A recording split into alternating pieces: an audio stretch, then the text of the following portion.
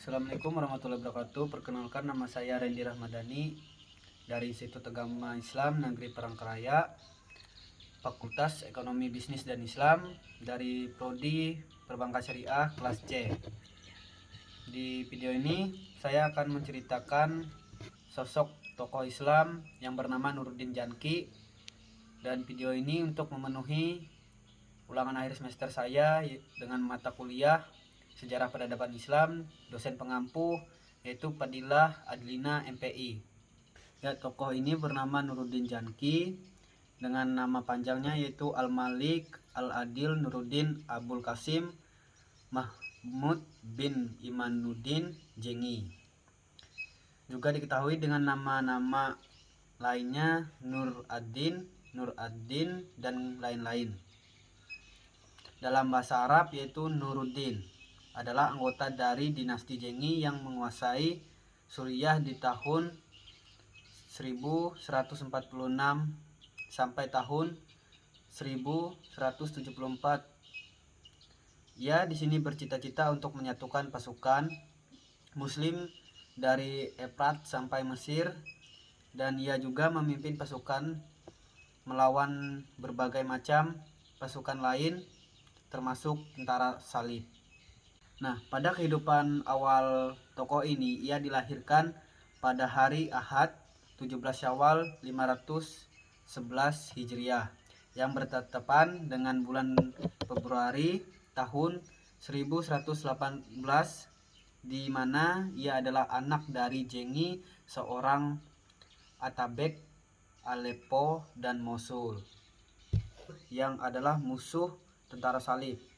Setelah ayahnya dibunuh, Nuruddin dan kakak-kakaknya Saifuddin Gazi membagi kerajaan tersebut di antara mereka berdua, di mana Nuruddin menguasai Aleppo, Narjibah menguasai Tripoli, dan Saif ad-Din menguasai Mosul. Perbatasan antara kedua kerajaan baru dibentuk oleh Sungai Kabur.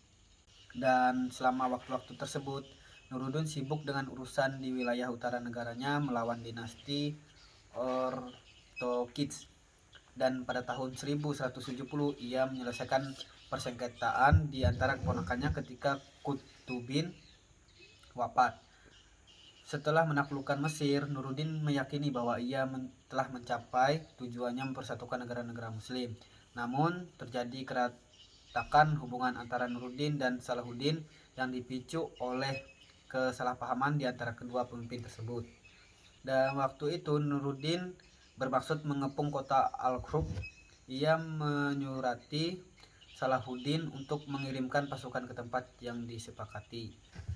Kemudian Salahuddin pun berangkat dengan pasukannya menuju tempat tersebut. Selang beberapa hari, Salahuddin menyadari akan kemungkinan adanya bahaya bila Mesir ia tinggalkan. Maka ia mengirimkan surat kepada Sultan Nuruddin tentang hal itu dan minta maaf atas ketidakhadirannya. Salahuddin pun kembali ke Mesir. Hal ini menerbitkan rasa amarah Sultan Nuruddin. Ia bermaksud menyerang Mesir untuk menundukkan Salahuddin. Salahuddin pun menggelar rapat yang dihadiri oleh para amir di wilayah tersebut untuk membahas hal ini. Dan atas nasihat ayahnya, Najmuddin, Salahuddin menyurati Sultan Nuruddin yang menyatakan perang. Atas nasihat ayahnya, Najmuddin Salahuddin menyurati Sultan Nuruddin yang menyatakan ketundukannya. Nuruddin pun puas dalam hal ini dan membatalkan peperangannya. Dan tercatat Salahuddin tidak ikut serta dalam beberapa serangan yang dipimpin oleh Nuruddin dalam melawan Yerusalem pada tahun 1171 dan 1173. Nah, di tahun 1174 ketika Nuruddin sedang dalam ambang saat-saat penyerangan ke Mesir, karena absennya Salahuddin dalam penyerangan pada tahun 1173, saat itu Salahuddin menarik mundur pasukannya ketika mendapat kabar berita bahwa ayahnya telah meninggal dunia. Ia terkena demam karena komplikasi peritonsilar abskes, dan wafatnya Di usia yang ke-59, putranya yang masih muda As-Salih Ismail Al-Malik menjadi penggantinya. Salahuddin mengirim utusan kepada As-Salih Ismail Al-Malik dan menawarkan jasa bakti dan ketaatannya. Salahuddin bahkan melanjutkan untuk menyebutkan nama Sultan muda tersebut dalam khotbah-khotbahnya pada hari Jumat dan mata uangnya. Dan dari kesimpulan cerita tersebut, ibrah yang dapat kita ambil dari Nuruddin adalah Nuruddin merupakan pemimpin dinasti Jankiyah yang masyhur dan paling gemilang, menorehkan tinta emas dalam menegakkan agama Islam di bumi Syam. Nuruddin juga mendapatkan gelar Al-Malik, berarti raja yang adil. Dari sini kita belajar bahwa Nuruddin orangnya yang tidak rakus dengan adanya kepemimpinan dan harta yang dimiliki. Kecakapan Nuruddin dalam memimpin berbuah hasil dengan bersatunya umat Islam ke dalam satu pucuk kepemimpinan. Dari sikap kepemimpinan Nuruddin, kita bisa belajar sebagai pemimpin yang baik, bijaksana, dan dapat dicontoh oleh orang lain dan jadi panutan untuk orang lain.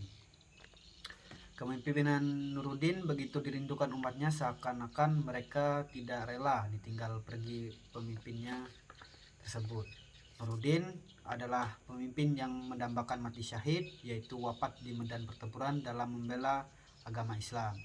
Nuruddin saja yang memiliki banyak kekuasaan di berbagai daerah tidak melupakan Allah Subhanahu wa taala, dan dia pun sangat menginginkan yaitu mati syahid, dan kita sebagai kaum muda dapat mencontoh apa yang beliau tanam di dirinya dan mencontoh kepribadian sosok beliau. Nuruddin Janki juga tidak hanya mahir dalam ilmu berperang, ia juga sangat memperhatikan ilmu agama. Ia rajin belajar Al-Quran, hadis, dan buku-buku keagamaan lainnya.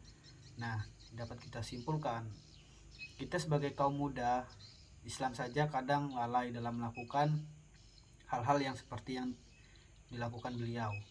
Kita juga harus sadar bahwa kita juga harus mempelajari ilmu agama dan tidak melupakannya, karena itu sangat penting esok ataupun kelak untuk diri kita sendiri, terutama untuk mempersiapkan kematian.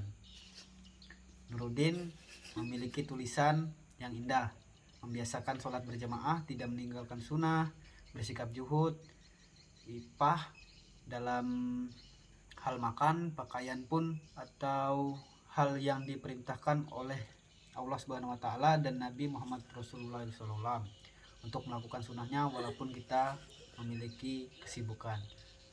Mungkin itu saja yang dapat saya sampaikan, kurang lebihnya saya mohon maaf. Wassalamualaikum warahmatullahi wabarakatuh.